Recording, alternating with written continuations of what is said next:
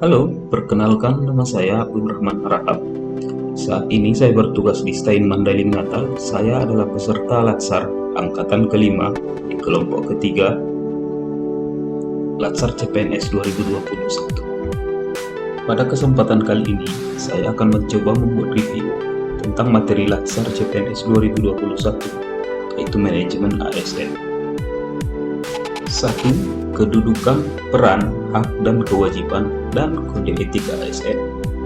Manajemen ASN adalah pengelolaan ASN untuk menghasilkan pegawai ASN yang profesional, memiliki nilai dasar, etika profesi, bebas dari intervensi politik, bersih dari praktik korupsi, kolusi, dan nepotisme. Manajemen ASN lebih menekankan kepada pengaturan profesi pegawai sehingga diharapkan agar selalu tersedia sumber daya aparatur sipil negara yang unggul selaras dengan perkembangan zaman. Jenis pegawai ASN adalah pegawai negeri sipil dan pegawai pemerintah dengan perjanjian kerja.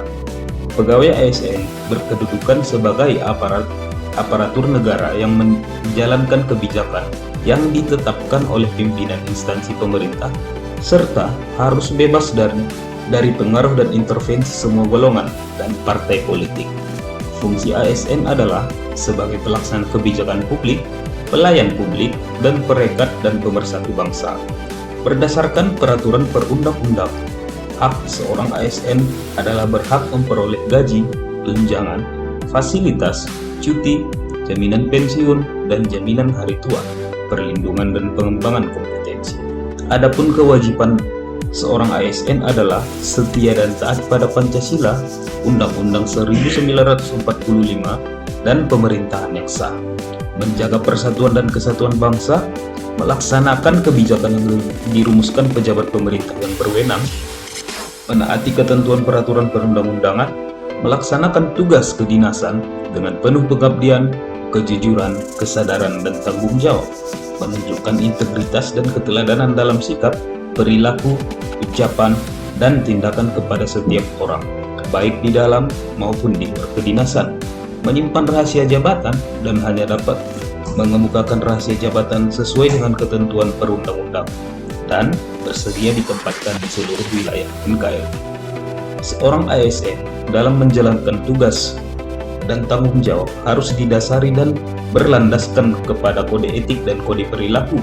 Kode etik dan kode perilaku ASN yang diatur dalam Undang-Undang ASN menjadi acuan bagi para ASN dalam penyelenggaraan birokrasi pemerintah dan bertujuan untuk menjaga martabat dan kehormatan ASN. 2. Konsep sistem merit dalam pengelolaan ASN. Penerapan sistem merit dalam pengelolaan ASN guna mendukung pencapaian tujuan dan sasaran organisasi serta memberikan ruang bagi transparansi, akuntabilitas, objektivitas, dan keadilan. Langkah yang dapat dilakukan untuk menerapkan sistem ini baik dari sisi perencanaan kebutuhan yang berupa transparansi dan jangkauan informasi kepada masyarakat maupun jamin objektivitas dalam pelaksanaan seleksi, sehingga instansi pemerintah mendapat pegawai yang tepat dan berintegritas untuk mencapai visi dan misinya. Pasca rekrutmen, berbagai sistem pengelolaan pegawai dalam organisasi harus mencerminkan prinsip sistem merit yang sesungguhnya, di mana semua prosesnya didasarkan pada prinsip-prinsip yang objektif dan adil bagi pegawai. Jaminan sistem merit pada semua aspek pengelolaan pegawai akan menciptakan lingkungan yang kondusif untuk pembelajaran dan kinerja. Pegawai diberikan penghargaan dan pengakuan atas kinerja yang tinggi. Di sisi lain, bad performance mengetahui kelemahannya untuk kemudian dibantu oleh organisasi untuk meningkatkan kinerja. 3. Mekanisme pengelolaan ASN. Manajemen ASN terdiri dari manajemen PNS dan manajemen P3K. Manajemen PNS meliputi penyusunan dan penetapan kebutuhan, pengadaan, pangkat dan jabatan, pengembangan karir, pola karir, promosi, mutasi, penilaian kerja, penggajian dan tunjangan, penghargaan, disiplin, pemberhentian, jaminan pensiun dan hari tua, serta perlindungan. Adapun manajemen P3K meliputi penetapan kebutuhan, pengadaan, penilaian kinerja, penggajian dan tunjangan, pengembangan kompetensi, pemberian penghargaan, disiplin, pemutusan hubungan kerja, dan perlindungan. Pegawai ASN berhimpun dalam suatu wadah Korps Profesi Pegawai ASN Republik Indonesia yang bertujuan untuk menjaga kode etik profesi dan standar pelayanan profesi ASN, serta mewujudkan jiwa Korps ASN sebagai pemersatu bangsa dengan fungsi sebagai pembinaan dan pengembangan profesi ASN, memberikan perlindungan hukum dan advokasi, memberikan rekomendasi kepada Majelis Kode Etik, dan menyelenggarakan usaha untuk peningkatan kesejahteraan anggota sesuai dengan peraturan perundang-undangan.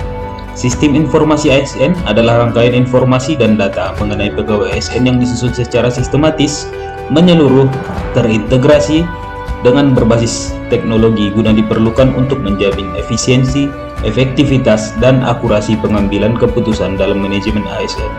Sistem ini diberlakukan secara nasional. Sengketa pegawai ASN diselesaikan melalui upaya administratif yang terdiri dari keberatan dan banding administratif. Keberatan diajukan secara tertulis dengan memuat alasan keberatan kepada atasan pejabat yang berwenang menghukum dan tembusannya disampaikan kepada pejabat yang berwenang menghukum. Sementara banding administratif diajukan kepada Badan Pertimbangan ASN. Ketentuan lebih lanjut mengenai upaya administratif dan Badan Pertimbangan ASN diatur dengan peraturan pemerintah.